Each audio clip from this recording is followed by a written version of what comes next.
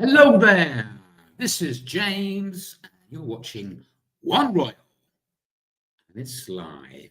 In today's program, I want to talk about the market waking up to reality that it's had 100 days of Trump 2.0, and have a look back to see how his first 100 days have done or have gone for the market. As well as that, there is also more signs of Trump blinking in relation to certain tariffs, and a certain Carney sits into the big seat. Anyway, but before we get into all of that, don't forget these little videos are for educational purposes only, and in no way whatsoever should it be taken as financial advice. I always suggest you do your research, do your due diligence, and of course, the risks at hand before entering any trade. With that out of the way, let's get started. So, yes, indeed, we have had 100 days of Trump in the White House 2.0. It's the second time he's had 100 days in the White House, his first 100 days, should I say, in the White House.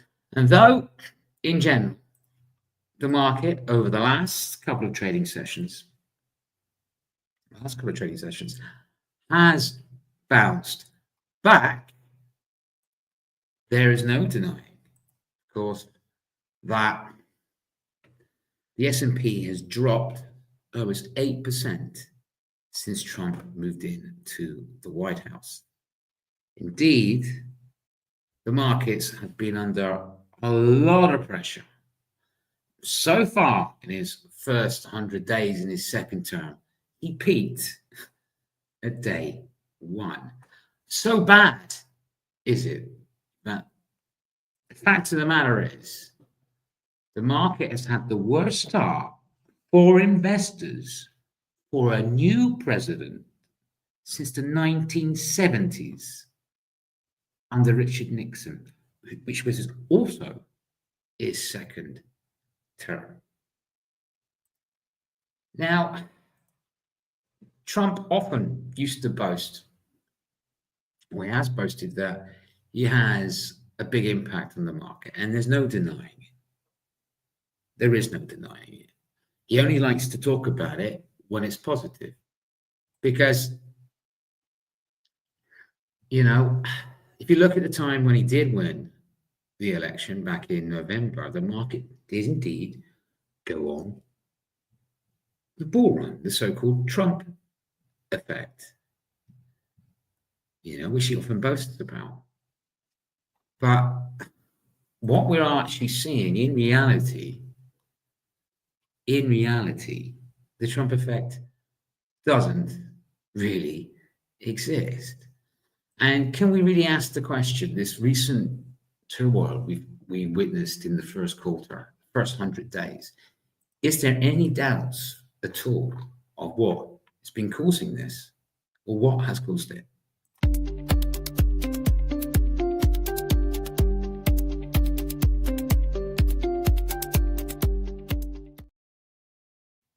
No.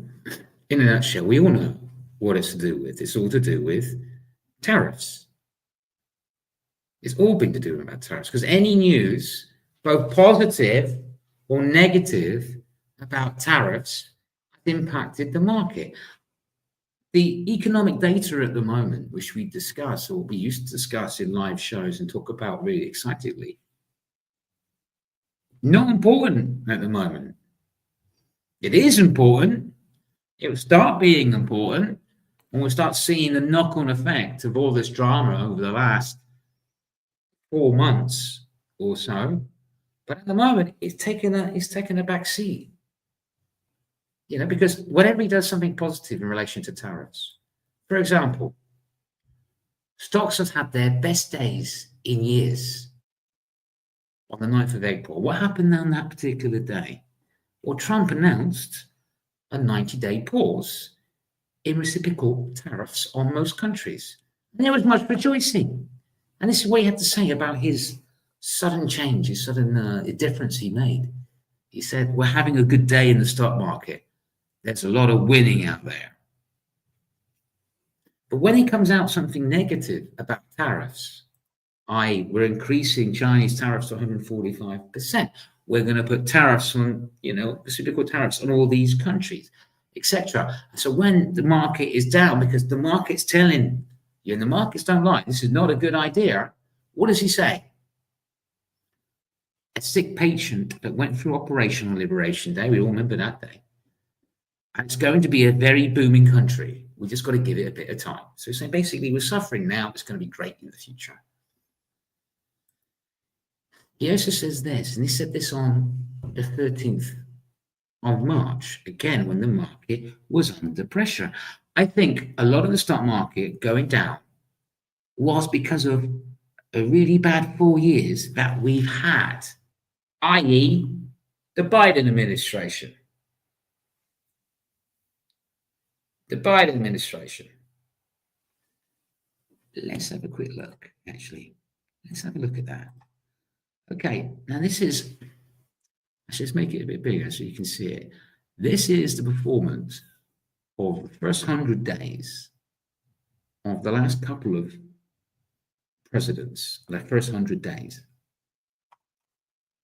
Who's had the best percentage report performance in the market in 100 days? Who's that at the top? It's Biden. Next, we've got Obama, second term. Then, of course, yes, we did indeed have the Trump rally in the first term. Trump is third. Then Obama in his first term. Clinton in his first term. Clinton in his second term. We had George W. Bush, again, in his second term. And George W. Bush again in his first term. At the bottom, the first 100 days is Trump in his second term. So I don't think you can say that the current things is all to do with Biden, is it? We all know the reason for it. But again, is he beginning to learn this? Because I think there is signs, of course. We have seen signs over the last couple of trading sessions, which is giving a bit of a boost to the market. We're going to look at the market in a minute. Is because obviously he's beginning to realize, obviously, the T word, if done in a positive way, as in we're going to, dial back on certain things, has a good impact. Anything negative, like we're going to double down, has a negative impact. So he's been learned. Like today, for example, the market has got a little bit of a boost, not massive, it's quite tepid today. And I'll talk to you the reasons why that is in a moment. He has sort of dropped hints that he's going to reduce the impact on auto tariffs. And the Trump administration has just come out and say, well, we might not impose, and I'll tell you how what they're thinking, okay, how they're going to do it. Or one way they think they're going to do it is they've said, we're not going to impose 25% tariffs on auto parts from abroad.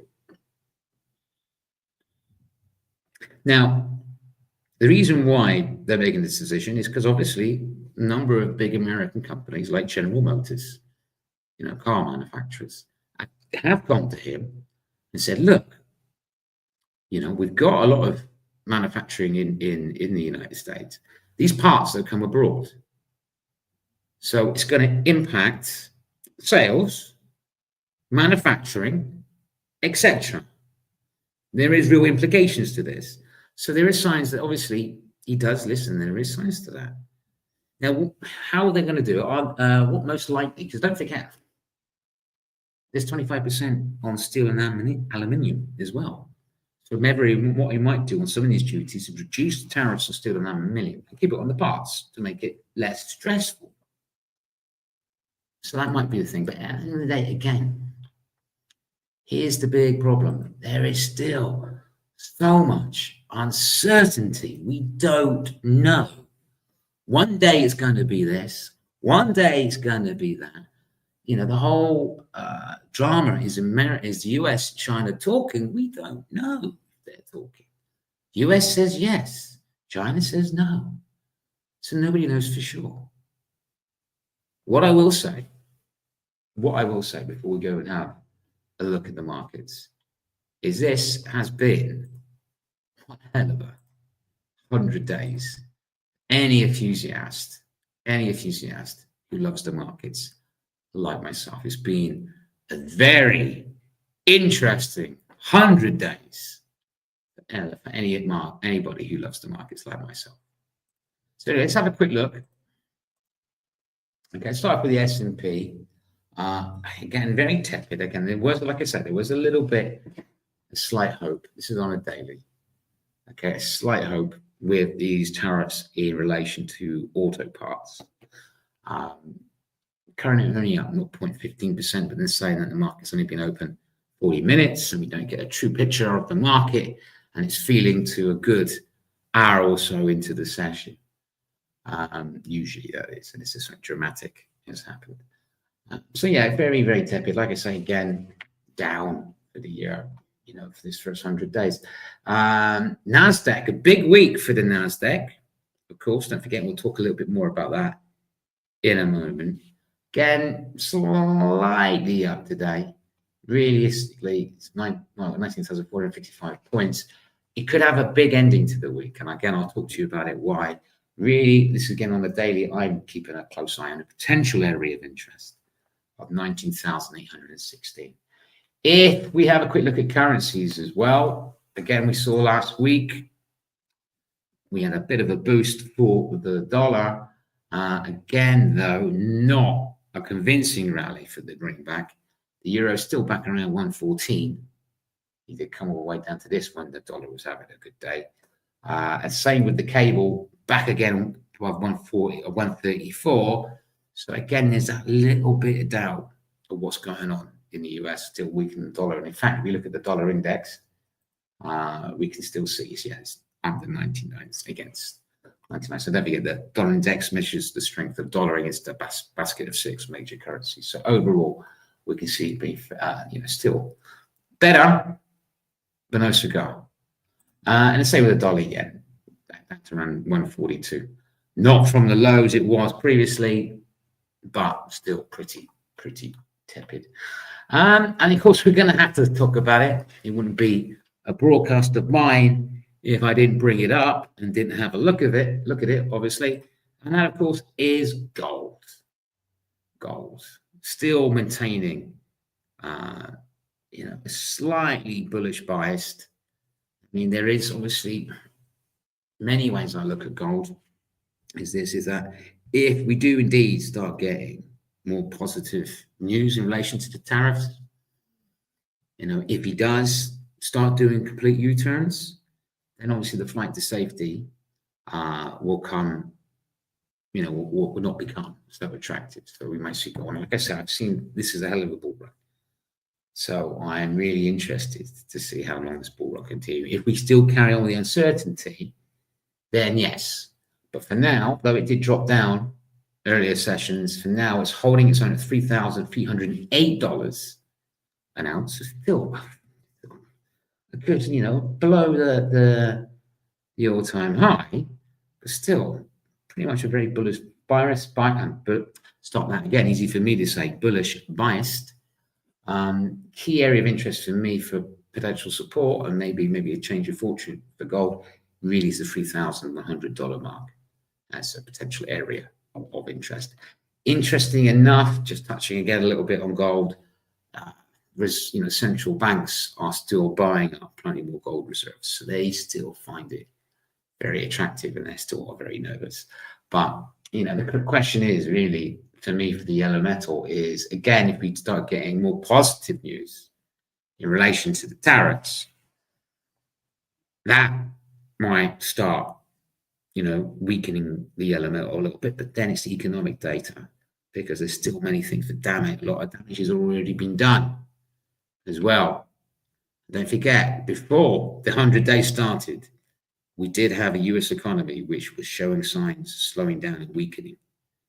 So this extra damage is not going to help it. So again, anyway, be interested to watch gold certainly over the coming trading sessions. For now, like I said, like everything else, is pretty tepid. I want to move on to another story, but before I want to touch about what I said about the S&P and the Nasdaq having potentially a big week. But first off, Carney. Mark Carney is now in the big C. That's right, Mark Carney, former head of the Bank of Canada and former head of the Bank of England, is now Prime Minister. His Liberal Party has won the Canadian election. Now, this is another interesting story. Again, this is another Trump effect. Because prior to Trump, the expectation was for the Canadian Conservative Party to win the election. Reason being is everybody in Canada generally thought this, that a lot of Canadians were fed up of Trudeau's Liberal Party, so they wanted to change. So there was great expectation for the Conservatives to win. However, that all changed when a certain person went into the White House and then attacked the Canadian economy with tariffs and even attacking their sovereignty, claiming that Canada should become the 51st state. Surprise, surprise, that didn't go down very well. So who did Canadians look to? Someone who is often referred to as very strong and has a very good financial mind, hence being the governor of Bank of Canada and the governor of Bank of England. At the time when he was both governor for both those, he steered the ship of Bank of Canada through the times of the credit crisis. And when he was Bank of England governor, I remember it very well because I used to cover him in other stories. He did his best to guide the Bank of England through those, madness of the Brexit negotiations. And he is seen as somebody who will definitely stand up to Trump. Plus, he's very well connected around the globe. But this is what he had to say, having won yesterday, or the early hours of today, depending where you are in the world. He said this: President Trump is trying to break us so that America can own us. That will never, ever happen. So anyway, big fighting words from Carney right there. Final story I want to talk about. Again, I talked about this a few times. I talked about it last week. But I'll talk about it again because it is important. This is going to be important for the market as well. And that is, obviously, we got a big week for the Max 7. We have indeed, because it's all about 4 key earning reports happening this week. So first, of course, we've got Meta due on the 30th of April. Microsoft also due on 30th, which is tomorrow. Amazon due on the 1st of May. And Apple's earnings due on the 1st of May. The one I'm going to be most interested in, have a quick look at the Mag 7 again in a moment. Most one I'm going to be interested in be Meta tomorrow. Because don't forget, last week we had Alphabet, Their earnings came in, and they came in better than anticipated because of their advertising revenue. Meta has a very sort of similar model with advertising revenue. So it'll be interesting to see how that comes in tomorrow, definitely. But again, it's a big week. This is going to be a big week. This is going to potentially have a big impact on the S&P and the Nasdaq. And obviously of their shares. We're going to look at them in a second. But yeah, potentially a really big week. And I think the market, this is why it's a bit tepid, to be fair, is waiting for these key earnings. Let's have a quick look at the Mag 7. No worry at it. See how they're performing so far. Sorry, Mark. Need to replace you with my charts. Okay. So first off, let's have a quick look at Meta. Again, tepid because obviously it's not happening till tomorrow. But currently trading only in, a bit in the green, 0.34%. Again, this big day is going to be tomorrow. Basically, it happens after the closing bell afterwards. Same with Microsoft. Again, up for the day. So again, a little bit rejoicing. Amazon, in the red, but not massively. Alphabet, which had a really good week last week. Nvidia, again, tepid. It's all ready for what's happening soon. And of course, Apple. Apple will be interesting to look at. Not so much necessarily their profits, their forecasts. This is always what's really good about the earnings. Because sometimes when you get the earnings report comes in, it could be very good earnings per share result, very good revenue, but it's the forward guidance which can often impact what they say they think will happen in Q2, in Q2. And Apple's going to be interesting, especially with the supply lines, which this whole tariff trade war can impact. So it'll be interesting to see what Apple says in their forward guidance, because there is big concerns from Apple. In fact, I believe Tim Cook even said to President Trump that, we're not careful about this, Samsung's going to overtake them. So it's interesting to see that. Just so you know, while I'm talking about this on forward guidance, I want to give you another example. A little while back, and I did a show about this about a month ago, I think it was. Can't remember exactly, but I discussed Walmart and their earnings. Again, their earnings were good, but their forecast for Q2 was not good. This impacted their share price. So remember, when we're looking at earnings, it's not just about the results on paper, it's also about the forecasts. So anyway, so that's what's going to be potentially a big week for NASDAQ, S&P 500, and obviously the MAX 7, because we got these earning reports. Of course, it's not just about the MAX 7. Let's talk about some financial data like we used to, back in the good old days when it used to be all about that. We've got some big events coming out. We've got Australian CPI, German GDP, EU GDP, US GDP, Bank of Japan interest rate decision. That'd be quite interesting. EU CPI and US non-farm payroll. Will we start seeing a slowdown in the US labor market? Well, the expectation for the job report is for it to come in at 133,000 and the US unemployment rate to remain at 4.2. So realistically, are we expecting any massive changes or differences? I don't know. Anyway, I don't think so. I think it's going to be there. We haven't seen the impact of what we see since Liberation Day. It hasn't taken an effect yet. Don't forget, this is a live show, obviously, and you can talk to me anytime you wish. Ask me questions, or even better, share your own opinions, your own views on what you think is happening in the market and where the market could potentially go. What do you think about gold? Is there a chance that we've seen the brightest gold is to shine this year, or has it got more to run? What do you think about Trump's first 100 days in office in his second term, 2.0? Has he done a good job, or has he made the market far more interesting? Let me know. Of course, if you're watching me on YouTube, this is broadcasted on YouTube, the blog, and obviously Twitter. If you're watching me on YouTube and you like this sort of thing, by all means, subscribe if you like. Hit the notification button so you know next time I'm going live. And if you like this type of content and you put up with me, by all means, give me one of these. It's nice to know that you like what I do. The same as on Twitter or X. Name change, I can't get used to it. Give us a little heart if you like this sort of thing. On another matter, of course, what I have noticed is a lot of people do go back and watch the recordings, which is great. They don't always catch the live show, which is fine. But again, if you are watching the live show and you have a comment or you have a question or have an opinion, put it in the comments below the recording. I will see it and I will reply to it next time I go live on air, which of course will be tomorrow. So don't forget that we go live every single day. Okie dokie. If there is no questions, not a problem.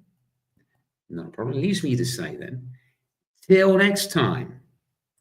Don't forget, these little videos are for educational purposes only, and in no way whatsoever should be taken as financial advice.